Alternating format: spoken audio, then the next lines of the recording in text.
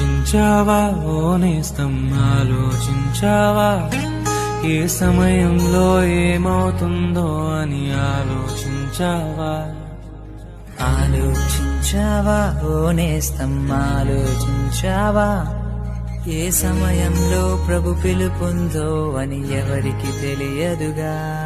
ఈ సమయమందే అంతా కనుమరుగైపోతే ఏ చోటికి నీవు వెళ్తావో అని ఆలోచించావా?